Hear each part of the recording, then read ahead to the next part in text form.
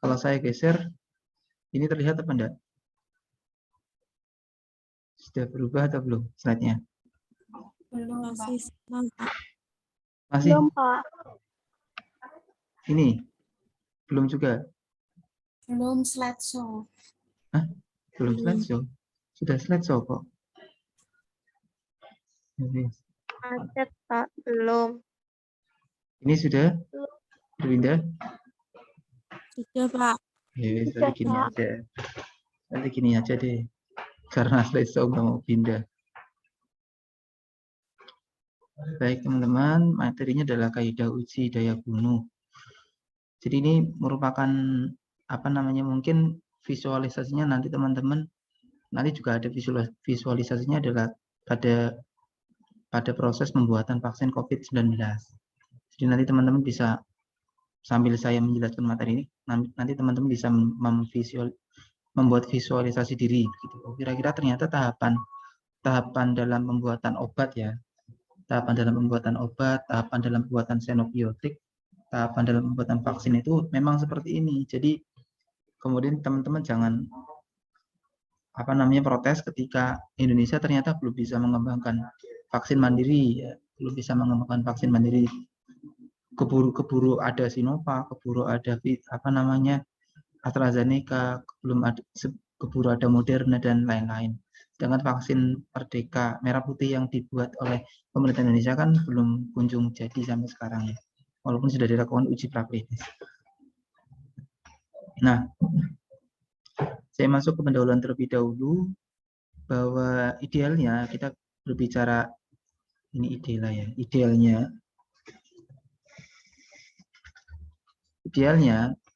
pengujian toksikologi, jadi pengujian vaksin ya, pengujian obat itu dilakukan pada manusia.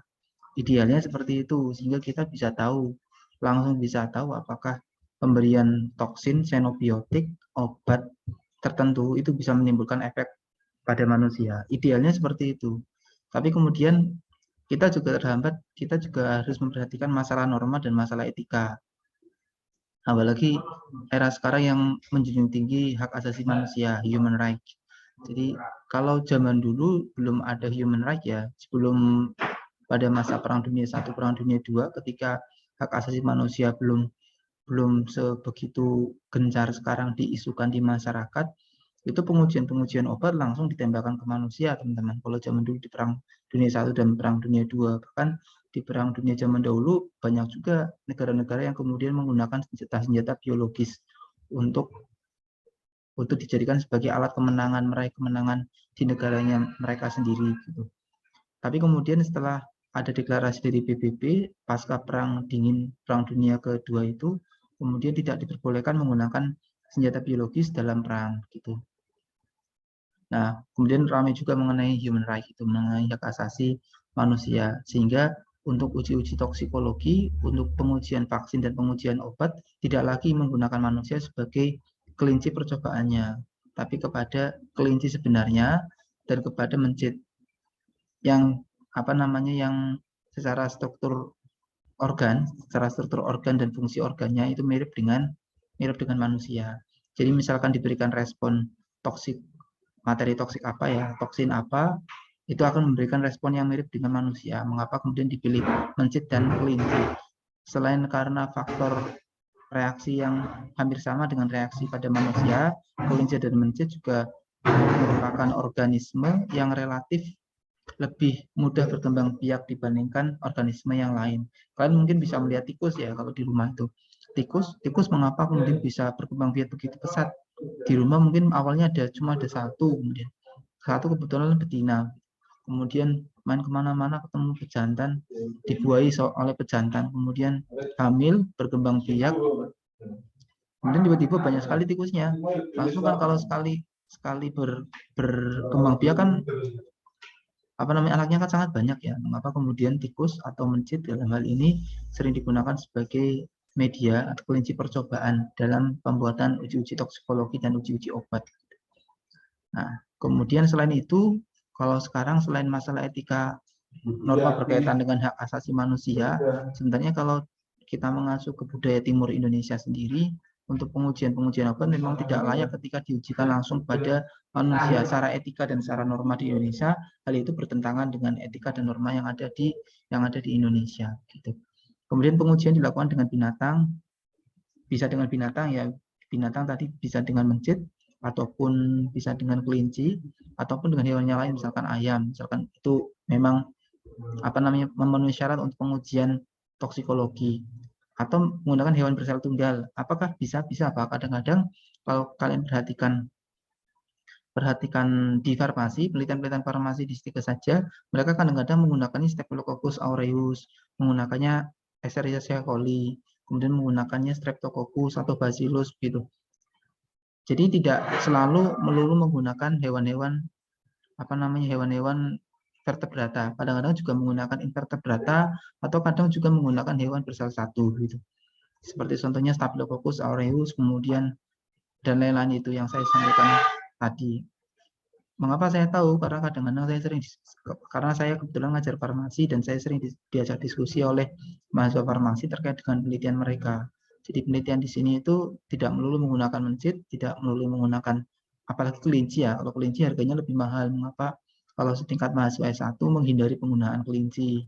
Karena kalau mencit itu satunya harganya sekitar 30.000 maksimal kalau untuk mencit F1 ya, mencit peranakan pertama.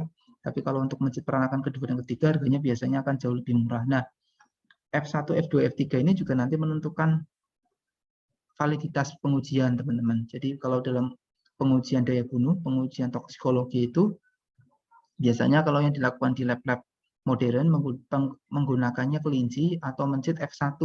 Jadi peranakan pertama, tidak peranakan, bukan cucunya, bukan cicitnya. Kalau F2, F3 kan cucu dan cicitnya ya. Kalau F1 itu induknya memang. Dan biasanya kalau mencit atau kelinci yang F1 itu harganya jauh lebih mahal. Contoh kelinci ya, setahu saya kalau kelinci F1 itu harganya sampai 500 sampai 1 juta teman-teman, satu ekor kelincinya itu. Bukan kelinci yang digunakan untuk sate ya. Kalau kelinci yang digunakan untuk sate itu sudah F berapa. Tapi memang kelinci F1. Mengapa harus F1? Karena kalau kelinci atau mencit F1 itu secara karakteristik biologis, secara karakteristik organ dan fungsi organnya itu masih standar gitu. Masih standar, belum termodifikasi, belum terduplikasi oleh hasil perkawinan jenis-jenis kelinci yang lain. Misalkan kalau kalian ada yang hobi memelihara kucing, misalkan kalau kucing yang kalian pelihara itu kucing Persia asli, tapi kadang-kadang kan karena namanya kucing ya, kadang-kadang main ke tetangga, kemudian membuai kucing tetangga, akhirnya jadi kucing peranakan Persia. Seperti itulah. Jadi kelinci kadang-kadang juga seperti itu. Kelinci kalian misalkan punya kelinci F1, kemudian kelinci yang main kemana-mana membuai kelinci tetangga yang spesiesnya berbeda gitu, akhirnya menjadi kelinci peranakan dan lain-lain seperti itu. Jadi diusahakan kalau dalam pengujian profesional modern itu menggunakannya kelinci atau mencit yang F1 yang peranakan pertama. Kemudian juga bisa menggunakan sel kultur. Kalau sel kultur biasanya sering digunakan pada pengujian obat toksikologi yang diperuntukkan untuk tanaman biasanya. Kalau untuk pengujian untuk materi-materi toksin atau obat yang diperuntukkan untuk hewan dan manusia biasanya digunakannya binatang atau hewan bersel tunggal. Kemudian apa itu uji toksisitas? Uji toksisitas adalah suatu uji untuk menentukan, yang pertama untuk menentukan potensial suatu senyawa sebagai racun. Jadi mengapa harus diuji? Karena sebenarnya kan kalau prinsip dasar sebuah obat kan, obat itu bisa menjadi obat ketika tidak melebihi dosis. Tapi kalau sudah melebihi dosis itu bisa menjadi racun apapun jenis obatnya. Misalkan paracetamol. Paracetamol ketika dikonsumsi oleh seorang balita seharinya itu maksimal 1,8 mili. 1,8 mili, kurang dari 2 mili per hari dikonsumsi oleh balita. Setiap kali minum biasanya sekitar 0,5 sampai 0,6 mili sekali konsumsi paracetamol pada balita. Tapi ketika balita kemudian diberikan konsumsi paracetamol lebih dari itu, maka itu bisa berubah sifat menjadi toksin, gitu. Tidak lagi menjadi obat misalkan seperti itu. Atau misalkan antibiotik gitu. antibiotik jenis apapun ketika diberikan kepada balita biasanya dosisnya akan diturunkan gitu. Yang biasanya normal pada dewasa dosisnya lebih dari 1 mili ya, bisa 5 mili 1 sendok makan. Tapi kalau diberikan pada balita biasanya paling maksimal 1 mili. Itu pun pemberiannya sehari hanya 1 atau 2 kali saja. Nah, jadi fungsinya uji toksisitas adalah untuk mengetahui apakah kapan suatu senyawa itu menjadi racun dan kapan suatu senyawa itu menjadi obat. Kemudian yang kedua, mengenali kondisi biologis atau lingkungan munculnya efek toksik. Jadi uji toksisitas itu suatu materi toksin itu tidak hanya dipengaruhi tunggal oleh si kekuatan dari materi toksik itu, tapi kadang-kadang lingkungan sekitar juga mempengaruhi cepat atau lambatnya materi toksik itu menimbulkan dampak gitu kepada manusia. Contoh misalkan silikosis ya, penyakit silikosis gitu. Penyakit yang diakibatkan akibat paparan debu silikon ya. Nah, kalau misalkan di daerah tersebut tidak ada potensi paparan silika, contoh misalkan kayak daerah Monggo, di sana ada PLTU. PLTU itu salah satu emisi dari hasil olah PLTU ada debu silika. Maka kalau di daerah Monggo ada potensi silika. Tapi kalau misalkan kita beralih ke daerah yang lain, misalkan Tahunan, Welahan gitu, di sana tidak ada potensi silika. Maka seseorang ketika ada di sana, di Welahan atau di Tahunan selain daerah Monggo, potensi untuk terpapar silikosis itu jauh lebih kecil dibandingkan seorang manusia atau kita yang tinggal di daerah Monggo dan sekitarnya yang memang relatif lebih dekat dengan PLTU, misalkan seperti itu. Sehingga kondisi lingkungan itu sangat mempengaruhi toksisitas suatu zat. Contoh lain misalkan problemnya mengenai suhu dan kelembaban. Kadang-kadang untuk beberapa jenis zat itu juga dipengaruhi suhu dan kelembaban. Nanti berpengaruhnya kepada masa jenisnya. Jadi dengan suhu yang misalkan suasananya jauh lebih lembab sehingga akan meningkatkan masa jenis si toksin itu. Kalau misalkan masa jenisnya semakin bertambah, maka risiko terpaparnya juga akan semakin tinggi atau semakin berkurang gitu. Jadi kadang-kadang seperti itu. Dan yang ketiga, mengkarakterisasi aksi dan efek. Nah, jadi untuk uji toksisitas. Kemudian ada 2 asas teman-teman dalam pengujian daya bunuh suatu materi toksin. Yang pertama asas umum, yang kedua asas metodologi, eksperimental toksikologi. Kita masuk ke yang pertama, ke yang asas umum. Nah, asas ini berawal dari pengertian awal toksikologi, yaitu menyangkut suatu pemahaman tentang segala efek dari zat kimia pada organisme hidup. Asas umum kan ya namanya asas umum, jadi diketahui bersama bahwa materi toksikologi itu bisa memberikan efek kepada organisme hidup. Zat kimia itu bisa memberikan efek kepada organisme hidup begitu. Kemudian setiap interaksi toksikan dengan sel biologi pasti menimbulkan efek. Nah, ini juga pasti. Jadi apapun jenis materi toksiknya, baik itu yang namanya segala macam jenis materi toksik kan disebut xenobiotik ya. Jadi zat yang tidak ada dalam tubuh manusia kan disebut xenobiotik. Nah, xenobiotik jenis apapun itu pasti menimbulkan efek kepada tubuh manusia, baik efek positif ataupun efek negatif begitu. Misalkan kalian konsumsi vitamin C, itu juga jenis xenobiotik gitu. Tapi vitamin C memberikan efek positif. Tapi kadang vitamin C juga bisa menimbulkan efek negatif gitu ketika konsumsinya terlalu banyak sehingga memperberat kerja sistem pencernaan sehingga bisa menimbulkan sampai ke diare. Jangan salah loh, ada beberapa jenis orang yang apabila terlalu banyak mengkonsumsi vitamin C, maka saluran pencernaannya tidak bisa menerima dengan baik, sehingga yang timbul adalah efek diare pada seseorang tersebut. Kemudian ada juga kadang-kadang seseorang yang tidak imunitas tubuhnya rendah, ketika mengkonsumsi antibiotik akan menimbulkan kontraindikasi. Kontraindikasi yang sering timbul ketika kita mengkonsumsi antibiotik jenis apapun biasanya pada saluran pencernaan. Jadi jangan heran ketika misalkan kalian mengalami batuk gitu ya, kemudian ke dokter diberikan antibiotik gitu. Nah, kemudian selain diberikan antibiotik, biasanya dokter juga akan menambahinya dengan obat untuk saluran pencernaan, karena kadang-kadang efek yang timbul ketika kita mengkonsumsi antibiotik adalah gangguan pada sistem pencernaan. Kemudian mengapa juga ketika kita mengkonsumsi antibiotik diminta untuk selalu menghabiskan antibiotik yang diresepkan oleh dokter, walaupun sebenarnya dokter ketika meresepkan juga pakainya hipotesis ya, bukan kemudian patokan yang sudah ditetapkan secara umum pada dunia internasional. Tidak. Kadang-kadang dokter ketika meresepkan itu hanya menggunakan hipotesis. Misalkan begini, saya sakit batuk, kemudian kalian salah satu ada yang sakit batuk. Kita sama-sama periksa di dokter begitu. Kemudian bisa jadi ketika saya periksa di dokter, saya diberikan antibiotiknya untuk konsumsi selama 3 hari.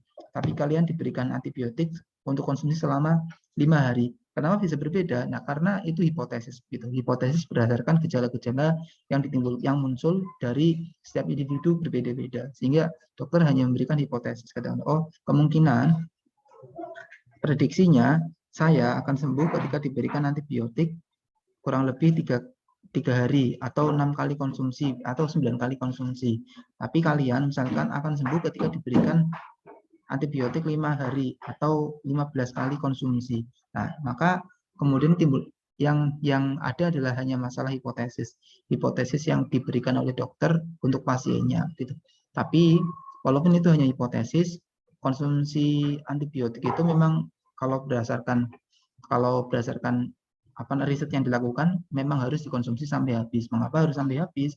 Karena ketika antibiotik tidak dikonsumsi sampai habis, maka akan terjadi peningkatan imunitas dari bakteri yang menyerang tubuh kita. Jadi misalkan kita sakit batuk, ternyata didiagnosa pneumonia begitu. Kemudian kalau pneumonia kan penyebabnya Streptococcus pneumonia salah satunya. Maka kalau misalkan antibiotik yang diberikan kepada kita tidak dikonsumsi sampai habis, maka akan si Streptococcus pneumonia ini akan mengalami kekebalan. Bahkan kadang-kadang bisa melakukan mutasi fisiologis ya, bukan mutasi genetis.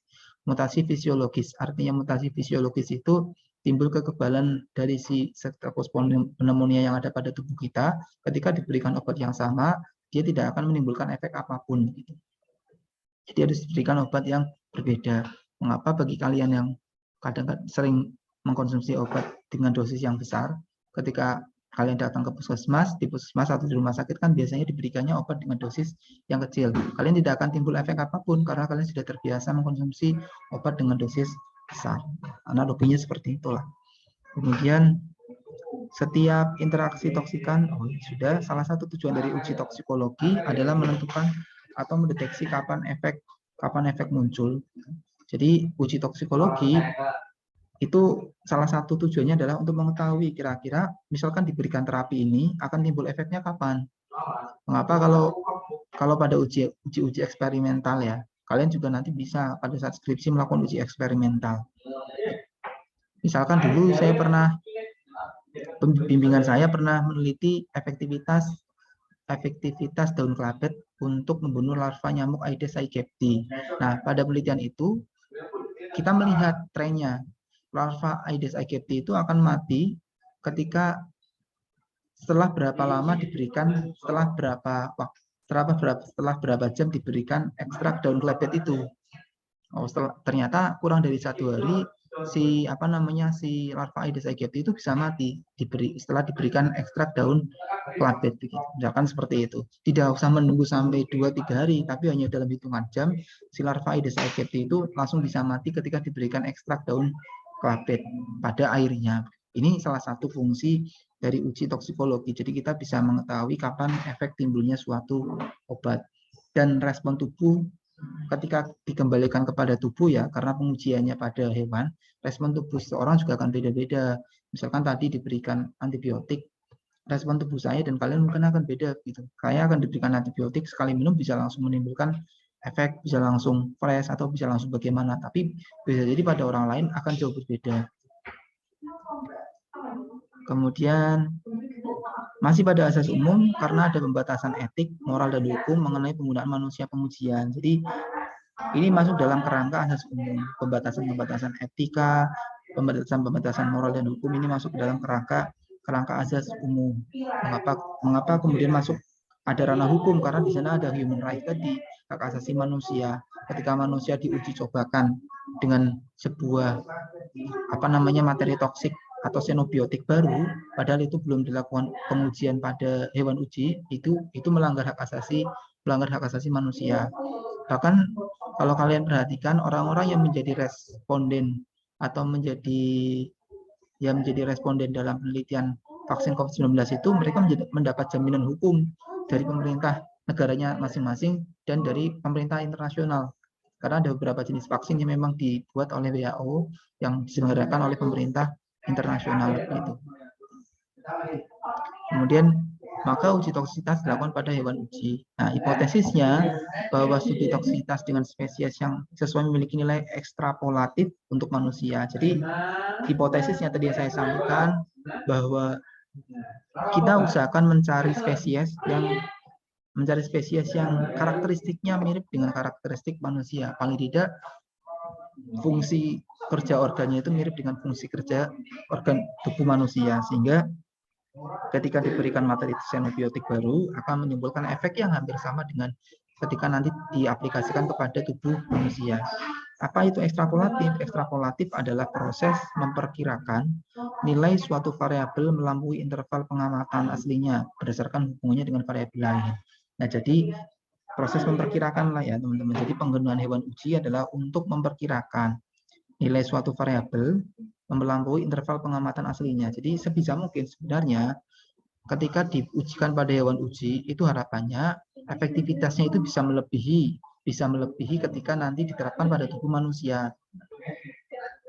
Jadi kalau misalkan kita memberikan efek kepada mencit, hipotesisnya harusnya toksin ini bisa menimbulkan efek selama dalam kurun waktu 2 hari misalkan seperti itu. Tapi harapannya pada saat pengujian itu sebelum 2 hari itu sudah bisa menimbulkan efek. Gitu. Maka nanti bisa diterapkan pada tubuh manusia. Kemudian yang kedua ada asas metodologi eksperimental. Nah, asas metodologi eksperimental ini berkaitan dengan teknik pengambilan data pada jenis penelitian eksperimental. Nah, asas ini didasarkan pada premis bahwa segala efek zat kimia atas jaringan hidup merupakan hasil reaksi kimia tersebut dengan komponen sistem biologis. Jadi kalau dalam penelitian toksikologi itu biasanya tidak hanya menggunakan satu sampel saja teman-teman. Misalkan kita ingin mengetahui efektivitas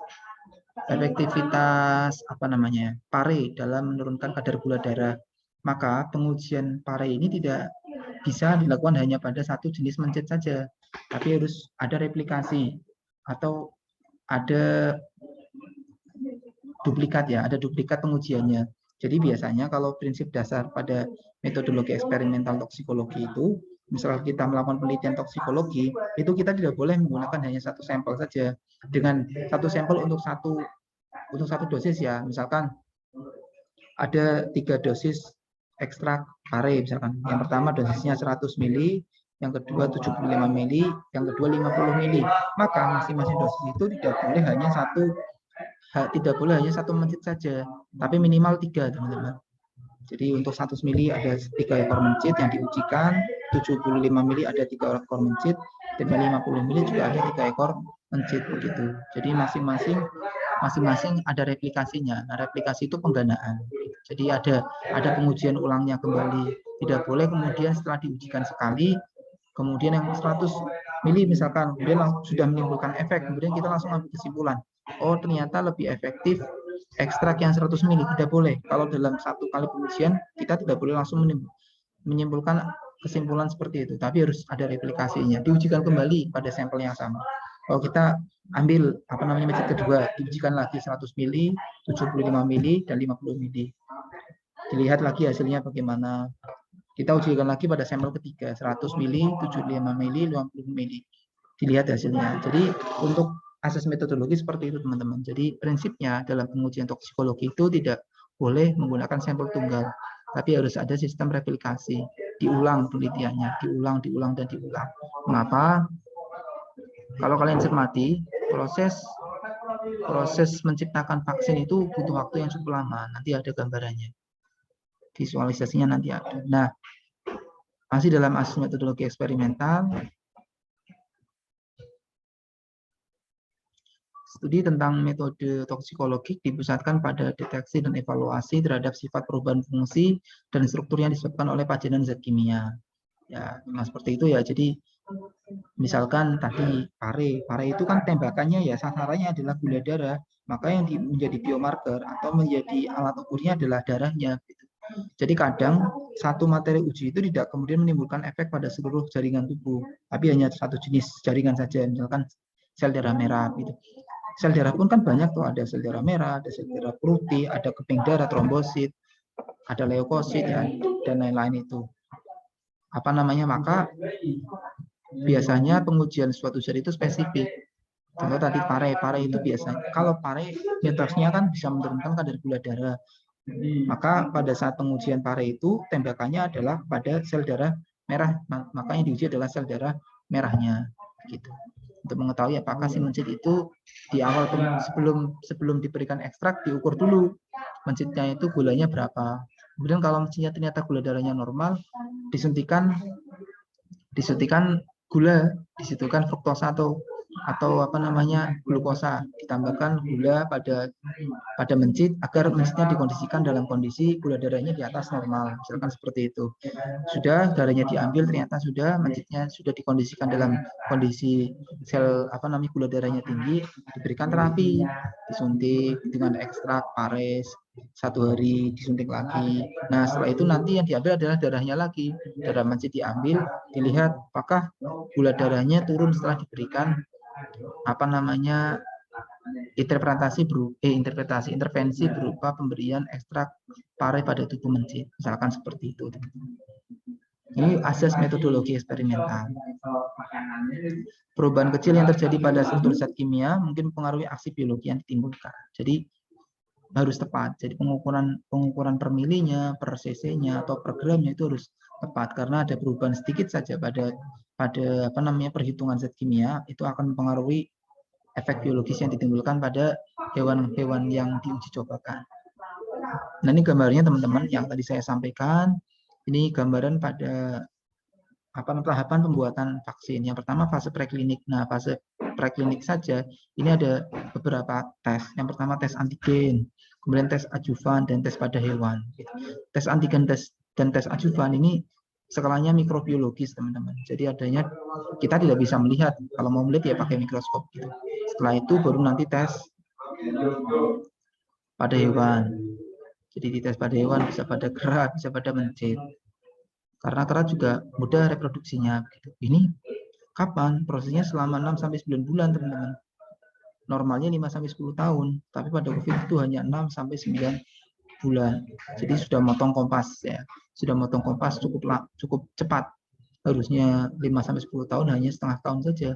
Diharapkan uji vaksinnya itu selesai. Kemudian setelah ke fase preklinik ya, baru masuk ke fase klinik. Nah, vaksin merah putih itu masih di sini teman-teman. Masih ada pada tahapan ini. Jadi pada saat kemarin Sinovac sudah ada, Moderna sudah ada, kemudian AstraZeneca sudah ada, itu fase vaksin merah putih masih ada pada tahapan fase preklinik. Masih pada tahapan pengujian pada hewan uji. Nah, sekarang saat ini vaksin merah putih itu sudah ada pada tahapan fase klinik. Jadi sudah disuntikan pada relawan-relawan. Sudah disuntikan pada relawan. Kalau dulu Sinovac seingat saya itu di akhir tahun 2020 itu sudah ramai itu di berbagai negara diujikan. Ada di Timur Tengah, di Dubai waktu itu setahu saya, kemudian di Asia sendiri, Asia Timur juga diujikan, kemudian di daerah mana lagi ya, Afrika kalau nggak salah juga diujikan, karena kalau Eropa kan memang menolak Sinovac, Amerika juga menolak Sinovac. Nah, kalau vaksin merah putih itu baru ada di tahapan fase 1 karena baru disuntikan pada relawan. Setahu saya ini, nggak tahu nanti info terbaru apakah sudah masuk ke fase 2 atau bahkan sudah fase 3. Setahu saya sih masih di fase 1 kalau nggak fase 2, belum sampai ke fase 3. Targetnya 2022. Baru nanti masuk ke fase 3 dan kemudian disuntikan secara massal pada masyarakat Indonesia. Nah, untuk vaksin merah putih itu memang harapan bagi masyarakat Indonesia dan dunia, karena memang dunia juga melihat proses pembuatan vaksin merah putih ini, dan dunia mengapresiasi pemerintah Indonesia yang terus mengembangkan vaksin merah putih sebagai salah satu upaya untuk mengurangi dampak COVID-19. Nah, sekarang tantangannya setelah ada vaksin, sekarang adalah dunia mencari obat. Kemarin saya membaca artikel itu sudah mulai dikembangkan obat untuk mengurangi dampak COVID-19 di berbagai macam negara. Nah, untuk pembuatan obat ini juga butuh waktu yang cukup lama, teman-teman. Dulu ketika belum ada vaksin DPT ya, belum ada vaksin DPT, imunisasi DPT kayak sekarang itu banyak kasus-kasus terjadi difteri, pertusis itu banyak sekali di dunia, bahkan di negara-negara Eropa yang relatif lebih maju dibandingkan negara di Asia yang pada saat itu masih tertinggal. Itu proses pembuatan vaksinnya juga cukup lama itu di Eropa. DPT itu dari tahun 1800-an atau 1900-an awal baru ditemukan ya setelah era Perang Dunia Kedua itu baru ada vaksin DPT. Jadi memang prosesnya agak lama untuk pembuatan vaksin. Nah ini secara tahapan. Kemudian secara tahapan mikrobiologisnya dalam pembuatan virus seperti ini, teman-teman. Jadi apa materi virus dipecahkan ya, genetik, genotip dan fenotipnya kemudian diteliti, dilihat DNA-nya, kemudian dipecahkan ini DNA virus. Kemudian dicobakan secara mikrobiologis pada sel-sel mamalia dengan vektor yang punya gen virus. Ini dicobakan secara mikrobiologis ya. Kemudian dalam sel mamalia antigen virus CoV akan dibentuk. Jadi nah ini dicobakan pada sel, kemudian sudah dimasukkan virus. Bagaimana respon tubuhnya? Nah, nanti akan terbentuk antigen setelah disuntikan pada sel mamalia. Kemudian yang keempat, antigen virusnya diambil setelah disuntikan, setelah terbentuk antigen pada sel mamalia itu kemudian diambil, diduplikasi sehingga dapat digunakan sebagai vaksin. Yang kelima, sel B berinteraksi dengan antigen SARS-CoV-2 disuntikan pada manusia ya. Kemudian ya, sampai ke yang 8, sel plasmanya sudah jadi. Ini tahapan yang direncanakan oleh Kementerian Riset dan Teknologi Tinggi pada saat itu. Kemudian, nah sampai sini ada pertanyaan dulu teman-teman, barangkali ada pertanyaan. Silakan, barangkali ada pertanyaan.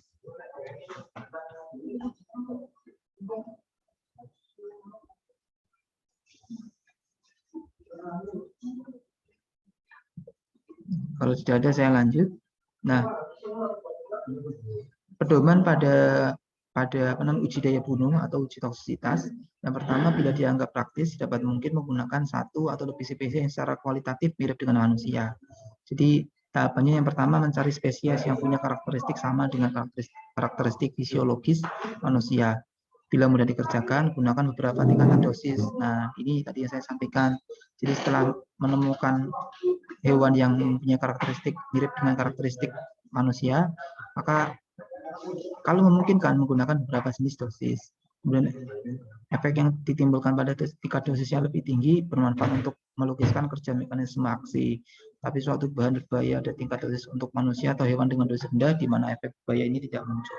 Jadi tadi biasanya yang diharap hipotesisnya itu misalkan si obat itu logikanya bisa sembuh dalam 2 hari, harapannya dalam riset itu bisa sembuh kurang dari 2 hari. Kemudian yang keempat, uji statistik untuk signifikansi itu sahih hanya pada satuan eksperimental. Jadi setelah dilakukan uji eksperimental tadi, data-data yang tercatat pada uji eksperimental tadi kemudian dilakukan pengujian statistik gitu teman-teman. Ujinya pakai apa? Banyak. Kalian mungkin sudah diajari oleh Bu Maria Ulfa. Ada berbagai macam uji statistik yang bisa dilakukan untuk mengetahui efektivitas obat tertentu. Yang sering digunakan biasanya uji one way ANOVA untuk mengetahui efektivitas penggunaan obat tertentu.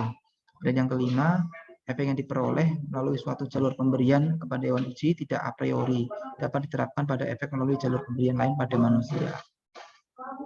Ini untuk pedoman uji daya bunuh. Kemudian prinsip dalam uji toksikologi ada 4 prinsip. Yang pertama ada persamaan sistem biokimia pada spesies hewan uji dan mekanisme sistem biologi mamalia. Jadi prinsipnya itu ya, ada kesamaan biokimia antara hewan uji dengan manusia. Kemudian yang kedua, substansi uji dapat menyebabkan disfungsi dan kerusakan jaringan pada beberapa dosis pemaparan. Nah, ini juga penting. Jadi materi yang akan diujikan itu bisa menimbulkan disfungsi atau kegagalan fungsi pada beberapa jaringan tubuh manusia. Yang ketiga, data yang diperoleh dari hewan coba dapat digunakan untuk mengukur dosis yang tidak menyebabkan efek negatif pada manusia. Jadi datanya selain bisa menimbulkan disfungsi, tapi juga pasti kita akan memperoleh data yang tidak menimbulkan disfungsi. Mengapa? Kalau dalam penelitian eksperimental itu ada namanya kelompok kontrol, ada yang kelompok eksperimen. Nah, kelompok eksperimen inilah yang kemudian diberikan terapi dengan berbagai macam variasi dosis, variasi konsentrasi. Pasti dari variasi dosis dan variasi konsentrasi ini akan ada yang menimbulkan efek dan ada yang tidak menimbulkan efek. Data yang menimbulkan efek dan data yang tidak menimbulkan efek itu semuanya diukur, teman-teman. Semuanya diukur dan bisa dianalisis secara statistik. Kemudian hubungan antara konsentrasi bahan kimia pada lokasi kontaminasi dengan pengaruh yang diberikan adalah hal yang penting untuk diperhatikan. Ini paling penting ya. Harus ada hubungan antara konsentrasi yang diberikan dengan dampaknya, itu harus ada hubungan. Kalau tidak ada hubungan kan berarti tidak menimbulkan efek apapun gitu. Maka penelitiannya efektivitas zat toksiknya tidak ada. Nah, ini sampai ke prinsip uji toksikologi. Nanti silakan bisa bergabung lagi, ini waktunya kurang dari 1 menit. Masih ada 6 slide. Ini saya stop share dulu dan saya matikan Zoom-nya, nanti silakan kalian bisa bergabung kembali.